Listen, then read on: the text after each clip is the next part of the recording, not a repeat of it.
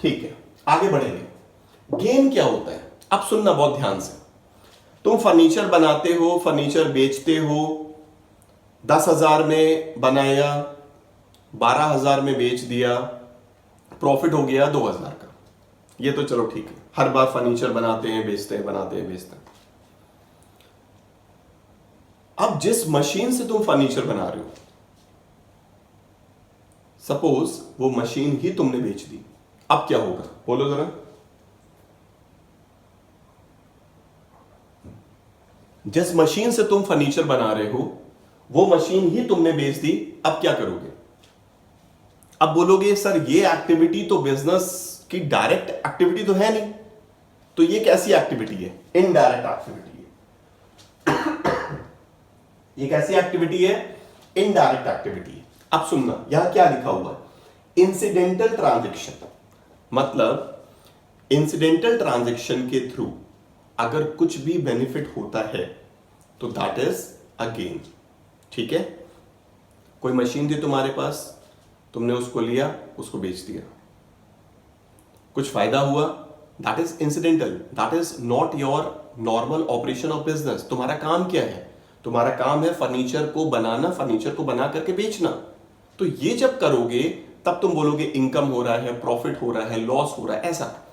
लेकिन जो gain term है, गेन टर्म तब आ जाता है जब तुम फर्नीचर को छोड़ करके कुछ और बेच दोगे। मतलब तुम्हारे फर्नीचर के बिजनेस से खूब प्रॉफिट आ रहा था, तुमने कहीं पर कोई प्रॉपर्टी परचेज कर ली, ठीक है, 5 साल 10 साल तुम बिजनेस कर रहे हो नॉर्मली, 10 साल बाद तुमने देखा कि प्रॉपर्टी के रेट बहुत बढ़ गए। अब तुम क्या करोगे? तुमने सोचा चलो पैसे की जरूरत है, बेच देता हूं, ठीक है। 10 साल पहले तुमने वो प्रॉपर्टी खरीदी 10 लाख रुपए की, आज वो प्रॉपर्टी की वैल्यू है सपोज 1 करोड़ रुपए, तो तुमको 90 लाख का प्रॉफिट नहीं बोलोगे। क्यों? क्योंकि प्रॉफिट तो फर्नीचर के थ्रू ही होगा तुमको। आई ना बात समझ में? तुम बोलोगे this is a gain. Gain क्या होता है? जब तुम इंसिडेंटल ट्रांजैक्शन के थ्रू अगर कुछ अर्न करते हो तो that is a gain. Loss देखो, excess of expense of a period over its revenues. जब भी तुम्हारे खर्चे ज्यादा होंगे और तुम्हारे रेवेन्यूज इनकम्स कम होंगे तो क्या होना है? तुम्हें लॉस होना है। क्लियर है? एक्सेस ऑफ एक्सपेंस, एक्सपेंसेस में सब जोड़ लेना, ठीक है। तुम्हारा सैलरी भी, तुम्हारा परचेज भी, तुम्हारा एडवर्टीजमेंट भी, तुम्हारे अदर एक्सपेंसेस भी, सब जोड़ लो। क्लियर? रेंट वेंट सब जोड़ लो। ओवर इट्स रेवेन्यूज, जो तुम्हें इनकम आ रही है, ठीक है। ये तो छोटे से हम समझते हैं कि अगर इनकम रेवेन्यू ज्यादा है, एक्सपेंसेस कम है, तो क्या होगा? प्रॉफिट हो जाएगा। अगर एक्सपेंसेस ज्यादा हो गए और रेवेन्यूज कम हैं तो क्या होगा? लॉस हो जाएगा। Come to the next point, purchases. Purchase of goods, ध्यान से सुनना, परचेज ऑफ गुड्स। अब यहां पर जब हम गुड्स की बात करते हैं ना, तो यहां पर हम फिनिश्ड गुड्स की बात कर रहे हैं, ठीक है। अब समझो मेरा फर्नीचर हाउस है, ठीक है। मेरे 2 मेथड है मेरे पास, या तो मैं रॉ मटेरियल के फॉर्म में कुछ वुड परचेज करूं, ठीक है, वुड टिम्बर कुछ भी खरीदूं और उसको बनवाऊं अपने कारपेंटर्स से, ठीक है, रेडी कराऊं। This is manufacturing. Got the point? दूसरा ऑप्शन भी है, रेडीमेड फर्नीचर कहीं से मैं कम रेट पे परचेज करके लेकर आऊं और अपने शोरूम में रखूं और उसे ज्यादा प्राइस पे बेचूं। Got the point? मतलब जब हम फिनिश्ड प्रोडक्ट को खरीद करके लेकर आते हैं और बेच देते हैं without changing its form, so this business is a trading business, right? And when we are purchasing a raw material and we are manufacturing it, changing the form of that product, right, and making it as a finished, and after that when we are selling, that is a manufacturing business. Got the point? Now purchase of goods, that means finished goods, or raw material. Raw material, got the point na? Simple word. For resale. Now जो भी हम खरीदेंगे, चाहे हम raw material खरीदें, चाहे हम finished goods खरीदें, लेकिन पर्पस क्या होना चाहिए? उसको रीसेल करने का। जो मैं खरीद रहा हूं ये मैं बेचने के लिए खरीद रहा हूं, जो मैं खरीद रहा हूं वो मैं रखने के लिए खरीद नहीं रहा। गॉट द पॉइंट ना? जो मैं खरीद रहा हूं वो मैं बेचने के लिए खरीद रहा हूं, दैट इज परचेज।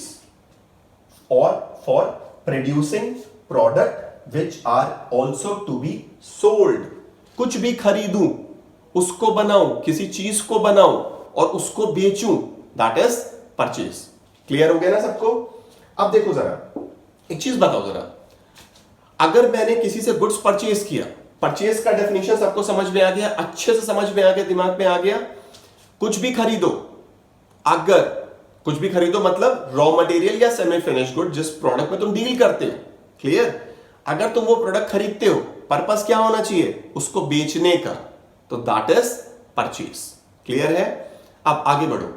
अगर तुमने कोई गुड्स परचेज किया, मैंने यहां पर लिखा नहीं है इसलिए फिर भी मैं बता रहा हूं आपको, अगर हमने कोई गुड्स परचेज किया और हमने उसको देखा कि वो डिफेक्टिव है, तो क्या करोगे? क्या करोगे? You all knows the answer, हम उसे रिटर्न कर देंगे। That is a purchase return. Got the point? Purchase purchase return दोनों पॉइंट क्लियर। आ जाओ सेल्स पे। मैन्युफैक्चर्ड गुड्स और परचेज गुड्स फॉर रीसेल, जो भी तुमने गुड्स को मैन्युफैक्चर किया है, रेडी किया है, या फिर रेडीमेड गुड्स ही खरीदा था, उसको जब तुम बेचोगे तो that is sales. That is sales. अब अगर हमने गुड्स को बेचा और वो डिफेक्टिव है, तो सामने वाली पार्टी क्या करेगी? उसे रिटर्न करेगी। तो अब बोलो ये क्या कहलाएगा? That is a sales return. Very good. अब यहां देखो 16 पॉइंट, रेवेन्यू फ्रॉम ऑपरेशंस।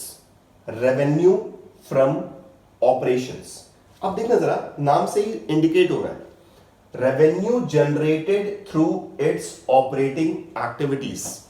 जब भी हम ऑपरेटिंग एक्टिविटीज की बात करेंगे, पहले ही समझा चुका हूं, जब भी हम ऑपरेटिंग एक्टिविटीज की बात करेंगे, हम डायरेक्ट कॉस्ट की बात करते हैं, डायरेक्ट एक्सपेंस की बात करते हैं, डायरेक्ट इनकम की बात करते हैं। क्लियर? क्लियर?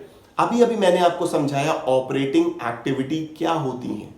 सुनना, दोबारा सुन लो एक बार। हम कोई भी गुड्स खरीदते हैं, उसको बनाते हैं, उसको बना करके तैयार करते हैं, यहां तक के जितने भी खर्चे होंगे सब डायरेक्ट होंगे। एक और एग्जांपल देता हूं और क्लियर हो जाएगा। ठीक है? वीडियो लंबा होगा थोड़ा सा, लेकिन फिर भी कॉन्सेप्ट क्लियरेंस बहुत जरूरी है। देखो जरा, मान लो मैंने कोई गुड्स परचेज किया, रॉ मटेरियल, ठीक है? वो रॉ मटेरियल मैंने किसी फॉरेन कंट्री से परचेज किया है, ठीक है? मैं इंपोर्ट करा रहा हूं वो।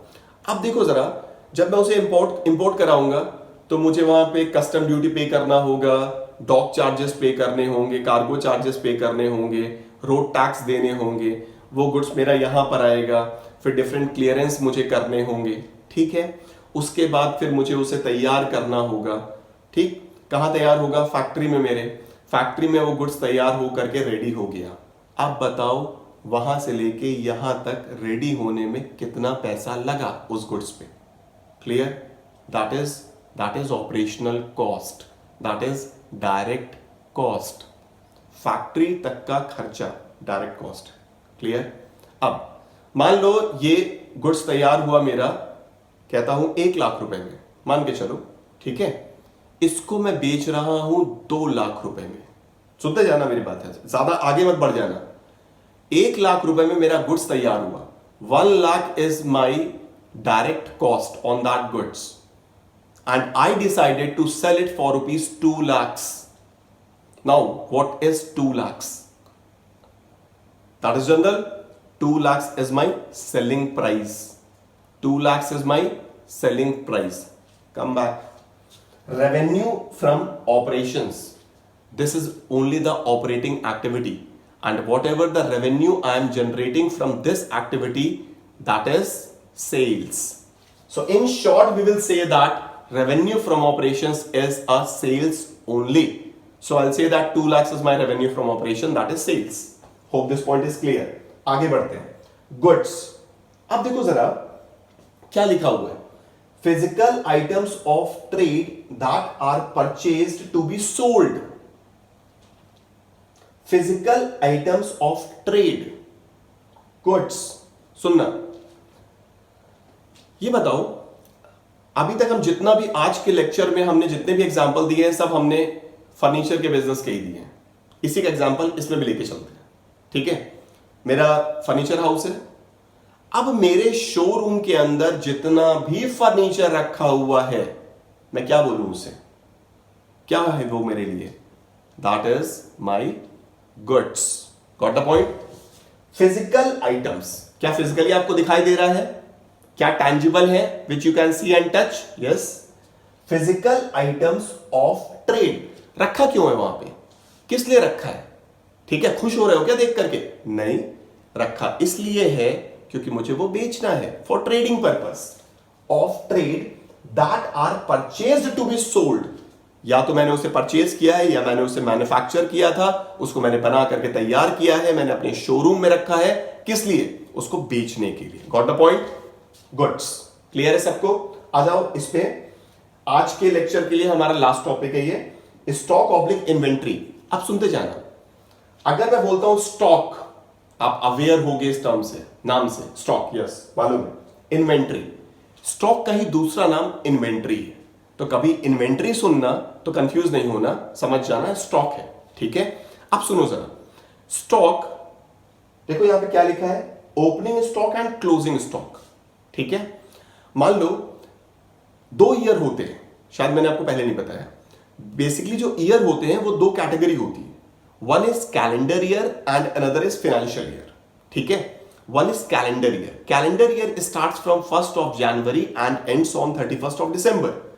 Financial year starts from 1st of April and ends on 31st March, right? Generally in accounting, generally in businesses, we are always following the financial year. Got the point? तो अब हम आगे भी जब भी बात करेंगे फाइनेंशियल ईयर की ही बात करेंगे, जो स्टार्ट होगा 1st अप्रैल से और एंड होगा 31st मार्च पे। क्लियर?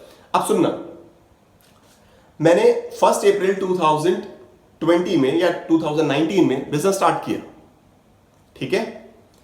जब मैंने स्टार्ट किया तो मेरे पास कुछ होगा क्या स्टॉक में? कुछ होगा मेरे पास फर्नीचर वगैरह? कुछ नहीं होगा। लेकिन हां, 31st मार्च 2020 को मेरे पास जरूर स्टॉक में कुछ ना कुछ तो होगा ही होगा। Got the point? तो जो भी है मेरे पास उसका मैं वैल्यूएशन करूंगा और मैं बोलूंगा closing stock is with me at ₹4 this much at the end of the year. आया समझ में? ठीक है। अब सुनना, 31st मार्च 2020 को मेरा बिजनेस बंद हो जाएगा क्या? नहीं सर, नेक्स्ट डे फिर से नया ईयर स्टार्ट हो जाएगा। करेक्ट। तो 1st अप्रैल 2020 को जो स्टॉक मेरा 31st मार्च 2020 का था वही मेरा क्या कहलाएगा? Opening stock. Got the point? तो वो मेरा क्या कहलाएगा? ओपनिंग स्टॉक, ठीक है। ओपनिंग स्टॉक, क्लोजिंग स्टॉक दोनों क्लियर?